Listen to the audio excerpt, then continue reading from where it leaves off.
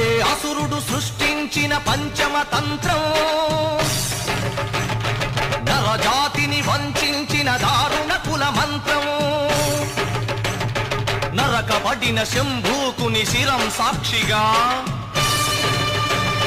తెగిపడిన ఏకలవ్య బొటన వేలు సాక్షిగా, ముంతల చీపురుల మన దీనగతం సాక్షిగా, ప్రశ్నించిన ప్రతి చోట మహారక్త క్షేత్ర